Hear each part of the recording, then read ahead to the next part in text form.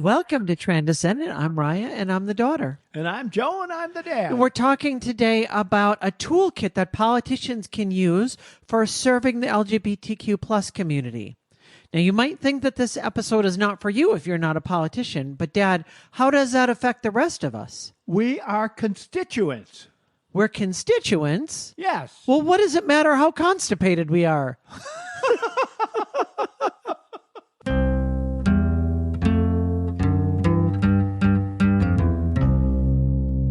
Politicians work for us, not with us. They are representing us, so they are our representatives. What politicians do and the things they decide to interject are the things that create the laws and create the things that happen. For us, they're the things that affect the LGBTQ plus community. And since they do, we need to know, how can they help us? What can they do? And what can they do for us? And what should they do to protect us? And there's a variety of things there. And a lot of people don't realize how critical politicians are to our welfare. Not just national politicians. In fact, especially more local politicians. The more local that you get, the more of a direct impact they have on each one of our lives. The national politicians have a very distant effect.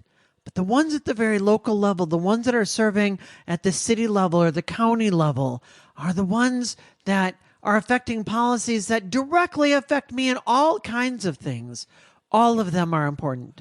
Yes, and the ones that are doing things that affect things nationally, your particular politician that is representing them, say, in the Senate or in the House, is much more powerful for you to connect with than someone who is not representing you. When you're representing a constituent as a politician, you're going to be listening to that person. Their voice will matter much more, which means also I often get emails from politicians outside of my area why I should support them, because they're going to be fighting this great race in California, or they're going to be fighting this race somewhere in Kentucky. That doesn't matter to me. I'm in the Midwest. And in fact, if I wanted to donate to a politician, I'll get the biggest bang for my buck and probably the only bang for my buck by supporting my local politician. That's what really matters. So when I'm concerned about what's happening in Congress, my congressman is who I need to communicate with. And they will listen. You have their ear, and that's critical. There are a lot of things we can take a look at regarding politicians and politics and what they can or cannot do for us. Now, of course, the most important thing with this is to appeal to our common humanity. It's easy, especially if the politician that represents your district is on the other side of the aisle, to feel like this needs to be a fight, but that's not what it needs to be. Right. We want to be appealing to the pieces that we all hold in common together. So we've got a whole list of things that constituents can be focused on as we speak with our politicians that are representing us. One of the things that we should check our local politicians about is, how much do they even know about the LGBTQ plus community? First of all, it's so easy to just have them understand the terms, like transgender, non-binary, intersex, those types of terms. When they understand those terms, it can matter, because they may not realize that there are terms that should be included in any laws that they make or anything that they do that is trying to address the entire community. If they don't use those terms, sometimes that can be debated and LGBTQ people can be excluded. So you want to make sure that they understand the terms you're talking about. And that's why their representation will be inclusive in the policy making when language really does matter. That's critical. A big thing that we can do, those of us in the LGBTQ plus community, or those of us that are directly related to or have a close friendship or relationship with somebody, is that we can go and help politicians that maybe don't have a connection with certain aspects of the LGBTQ plus community to understand who we are. So, for instance, there might be a local representative that has never met a transgender person, or much more likely has never realized that they've met a transgender person. And so having somebody come forward and say, hey, this is me. I am your constituent, and I'm here. I'm part of your people. I am not just somebody that is spoken against on the news. I'm a real live person, and I'm here, and I matter. That's so true. When you're interacting with your local politicians, you can have an effect on city councils, on school boards, on state legislators. And they are going to make certain that then if they listen to you, that you're going to be included. That equality matters to all of us. We are all deserving of equality. And you've heard us say this before on other podcasts, but I think a lot of reason that people either fear LGBTQ plus or they see them as an enemy or something like that really is because of lack of education. And it's the education that we are all responsible for to tell them so they understand, hey, wait a minute, I'm just like you. I'll give you just a few examples of places where this has really mattered. Brookings, South Dakota, for instance, passed an ordinance banning of discrimination against LGBTQ plus people in private employment, in housing, and in access to public services. In Madison and Milwaukee and Green Bay, several cities in Wisconsin have passed ordinances protecting residents from discrimination related to gender identity in both public and private sectors. You see lots of different places. In Bellingham, Washington, they advanced legislation to ensure equal access to city services and public accommodations, regardless of gender expression or gender identity. A lot of cities have actually established formal roles like LGBTQ liaisons to make sure that LGBTQ plus people are represented. Our voices really matter at that local level. Absolutely. If there wasn't a voice out there, they would probably not have passed those types of legislative issues. But because someone was out there educating them, it helped.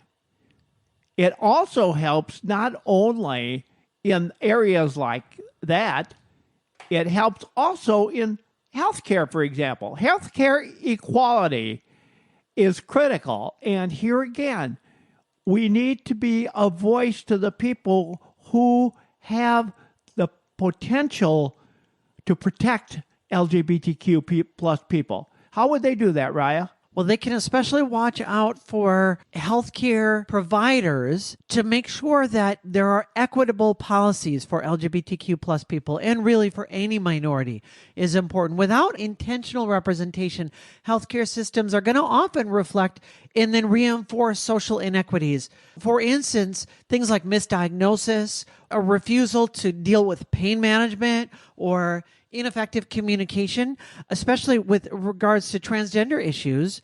You still have things where transgender people are forced into these boxes of, are you a man or are you a woman? If you're a woman, you need mammograms and you need PAPs. Well, I need mammograms, but I will never need a PAP because I don't have a cervix. No matter what surgeries I have, I will never need that. On the other hand, I will always need prostate cancer screenings, the same as most cisgender men would. Well, understanding that trans bodies are different can really help to make sure that we are protected and when politicians understand that, then they can go to bat for us when they may be inclined to just overlook us and our needs otherwise. Another thing the politicians can do for us is make certain that we have safe schools and youth support, policies that protect LGBTQ students from bullying, and the roles of gay-straight alliances and inclusive curricula. Those things are important. Who are those politicians? They are your school board members. When you are communicating with your school board members and you educate them on what's critical, why it's important, and why it is fair, you're much more likely to get the voices of the LGBTQ plus community heard. I was on the school board for 9 years, and believe me, anyone who contacted me about an issue on the school board got my attention. And I took the time to understand and know what they were talking about before I cast my vote. Right. And that is really that local level where that's so important. And I have a close family member right now that's serving on the school board and is constantly dealing with issues. Those are rarely partisan in nature because they're based on just the day-to-day runnings of the school. And so getting representation and helping politicians understand why that matters is really critical. For me, when I came out, one of the GSAs that was actually at the local university was so critical for me because they had some programs that helped me even as an adult out in the community. And I ended up actually taking a class just so that I could be part of the community and be a little more involved in things. As a community member, I just took one small class, but it was enough for me to become part of that community. And boy, it really mattered a lot for me. Another thing that really matters is economic and workplace inclusion. So schools are important, but then also once you graduated from school and you're out and about in the workplace, making sure that politicians understand the natures of things like non-discrimination laws, making sure that hiring practices are fair. And we talked about housing, we talked about public services. It really matters a lot. I remember a friend of mine, a transgender, non-binary, but when I first met them, they were originally presenting as a transgender woman. And they told me the story of going in and applying for an interview at a place. And the person called them in, and they were not passing at the time. It was pretty obvious that they were trans. And as soon as they came in, the person looked at the resume and then looked up and said, "This interview is over." Wow. It's just terrible. And I was shocked. I thought, how can anyone do that based on somebody's personal appearance? Unless there's protections, these things really affect us. And those same kind of things are not only a concern for politicians, but other people, government workers as well. And we'll talk about that right after this. I'm Chuck Reynolds, and I started listening to Transcendent because Joe is my friend. I keep listening because I have friends, colleagues, and family members who are part of the LGBTQ community, and I want to better understand their struggles and perspectives. I have become a supporter because I believe Joe and Raya are truly helping to preserve relationships and save lives. Join me in supporting Transcendent. Just go to transcendent.com, click on support, and select the amount you'd like to give each month. It can be as little as $3, and you can cancel at any time. You talked about housing. Housing is absolutely critical. And there is, in larger cities, there's concerns about people that are homeless. There are, for the LGBTQ community, there are a disproportionate number of LGBTQ plus youth that are homeless. And there are policies and there are funding things for shelters, transitional housing, and support services that may or may not be provided based on what the politicians decide. So it's critical that they know what the LGBTQ plus community needs, not what it wants, what it needs.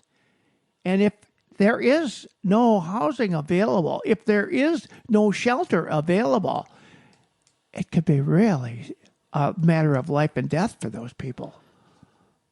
It disproportionately affects LGBTQ plus youth, exactly as you said. We read story after story of somebody that came out of the closet and their parents said, you are no longer welcome in this house. Oh, yeah. You no longer have a father. You no longer have a mother here. You do not belong here. It's somebody that, obviously, a parent like that has issues of their own. No parent that has all their stuff together is going to say something like that to their own child. Those hurts and things perpetuate themselves, but that doesn't mean that we can just turn a blind eye. It means that we need to double down even more and make sure that our LGBTQ plus youth get the support that they need so that they're not out on the street, so that they have some resources. And that only comes as our politicians understand how important this is. And unless they hear from us, unless they hear our voices telling them how important it is, it's easy for them to overlook because they've got all kinds of issues that are on their plate. But when we bring it up, they do care, and it does matter. No politician, even if they believe exactly opposite from you politically, no politician wants to see people suffering, wants to see their constituents out there hurting. No, they want to make sure that everybody has a place and that the society is working well for everybody. The more that we are the voices out there, working with them, helping them understand, the more we can advocate for the youth and try to end this crisis of homelessness among LGBTQ plus youth. Another thing we can do and should do that is making us an active part of politics is building trust between the LGBTQ plus community and law enforcement.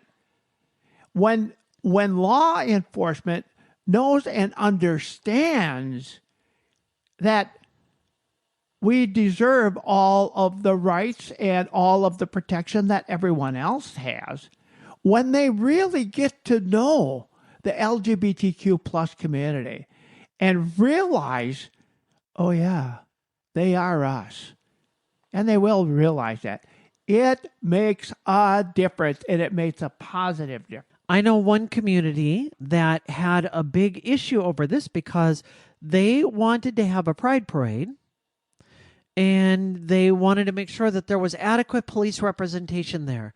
And there was so much distrust between the police and the LGBTQ plus organizers, particularly for LGBTQ plus people of color, that the organizer said, we don't feel comfortable with this. This doesn't help us to feel more safe. This actually makes us feel less safe. And rather than the law enforcement groups coming together and saying, what can we do? Where are we making you feel more unsafe? Why are we the ones that are supposed to be protecting you and helping you feel better? What problems have come up in the past that's making you distrust us? Instead, they said, well, forget it then. I guess you're not going to have your event. And the entire thing was shut down. And it devastated me because it's where I was living at the time. And I thought, of all the places that most need a pride celebration, it's my community. I really miss this. So this matters a lot more than you think. And we see this over and over again. By working with politicians, and especially if you are a politician, if you can help to facilitate communication and making sure that law enforcement officers understand the unique difficulties that LGBTQ plus people have in our society and can help to protect us rather than to make things harder for us, particularly those of us of color, which of course I am not one, but those in our community that are people of color, how much that matters and how important that is. We want to train first responders on cultural competency. We want to train people that are involved in law enforcement at all places, that just because you want to do the right thing doesn't mean that you are. And just because you assume that you have good intentions doesn't mean that your actions are always right. And getting some of that cultural competency and getting some of the understanding of what sorts of things might contribute to people feeling unsafe can really make a difference. And that begins with us advocating to our politicians. There's also the issue of faith and freedom. Faith and freedom are not necessarily the same thing, are not necessarily going together. But balancing religious liberty and LGBTQ plus rights without fueling division is important.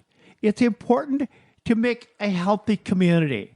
A healthy community accepts all areas and all people at the same time. Examples of communities where both coexist would be places where they may have pride events openly, and you'll get people that are supporting it, or having organizations like P-Flag groups or the Trevor Project and things like that in your community or part of the community in some way. All of those things matter, and all of those things help to make a comfortable and equal community for all residents. I think the most important thing for a politician to understand is that you have to listen to your constituents. Politicians can engage LGBTQ plus voices in town halls and community advisory boards. And then, of course, us as the constituents can show up in those places and make our voices heard. I think of this so much like sales. When I first started my current job, I thought when I got into sales that the best salesperson is somebody that can be very excited about their product and talk you into getting something that you didn't think that you wanted beforehand. But I learned very quickly that the best salespeople never talk you into anything. They instead stop and they ask you, what are your needs? And they listen, and then they just echo back to you what you've already said, and then they show how their product meets your need. And when I've learned that, I've become a much better salesperson. Well, politicians are essentially salespeople. They have to do that job of selling their role to the community, because otherwise they won't continue to be voted back in. So for a politician, the most important thing that they can do is listen, really listen to those of us that are out there. And then for us, we can show up at those places. I've been so encouraged as I've been watching YouTube videos and other videos of town halls and places where sometimes you see the representative is really not listening and they just want to come with their pre-canned answers. But the ones that have encouraged me are the times where they really do listen and they say, that's a good point. I hadn't thought about what you said, and I'm going to take what you said into account when I go about doing my business of what I'm doing. Those town halls really matter, and it's an important place where we can actually have our representation, where we can essentially consult with our politicians and say, we need you to understand us, and this is a place where you can hear from us. And one of the other ways that politicians can understand the LGBTQ plus community and other residents in the community can understand the LGBTQ plus group is by participating yourself. If you are LGBTQ plus, be a part of the community. Be a contributor. Be part of the local culture. The more people who get to know you, the more likely you are to find more allies. And the more people who get to know you understand you're just like them. And it's all the same. It isn't any different than the fact that I have no problem mingling with right-handers. I do it all the time, and, they never even comment anymore as to whether or not I'm left-handed. Sometimes I have to call their attention to it. I can't imagine. Where I have been doing this recently is I thought I want to be more involved locally. So for about the past 6 months, I have been going every single month to my local village board meeting and just showing up. I'm not actually contributing that much. I'm just being there, being present. Learning. And the board knows that I'm there. They see my face there every month. They know that I'm there and I'm active and that I care. And I've actually encountered the last month that I was there, and then again last night when I was there, my former boss. I used to work in a mailroom, and she was my boss, and now she is going to these meetings. We have not seen one another other than maybe some small thing here or there. But since I transitioned, so she knew who I was, of course, but we hadn't talked much. And so then last month, she came up and talked to me afterwards, and she had some questions about my transition and how my life is now as a trans woman and how things went. And then last night we saw each other again, and she came up and she said, "Hey, I wanted to let you know, I'm sorry if I said anything that was wrong at all." And I said, "No, not at all." I said, "I was really grateful that you came and asked. We had a great conversation, and you had a lot of the same questions and comments that I would have had if I had seen somebody and I didn't know anything about trans issues." And no, I thought it was great. And we had another conversation that all came just because I've been going to these board meetings. Who knows what else will come from that?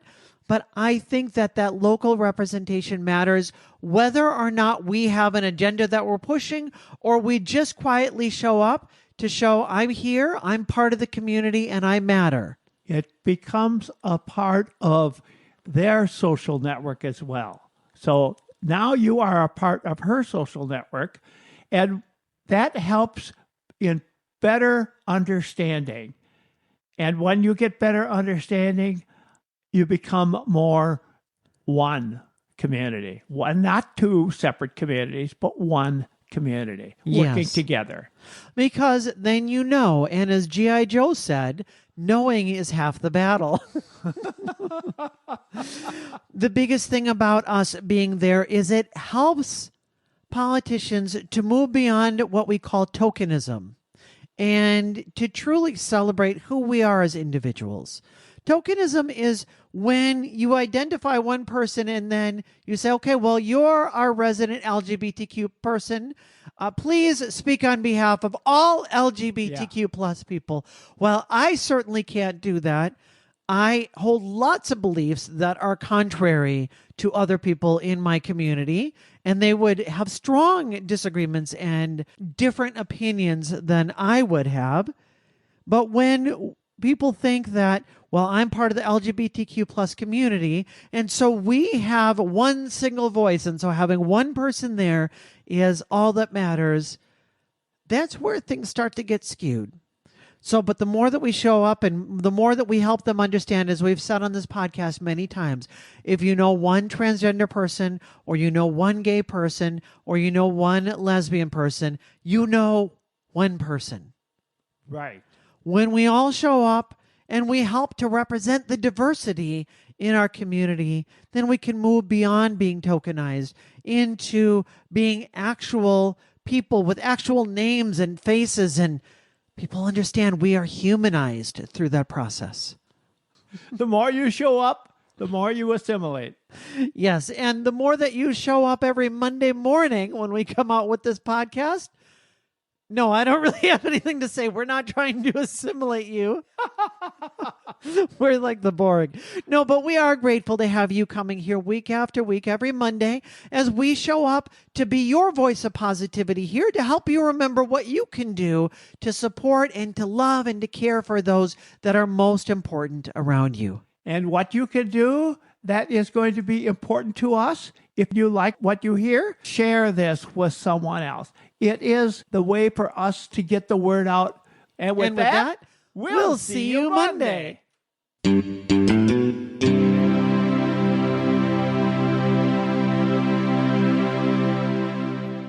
The more often you show up, the more you assimilate. Assimilate. Assimilate.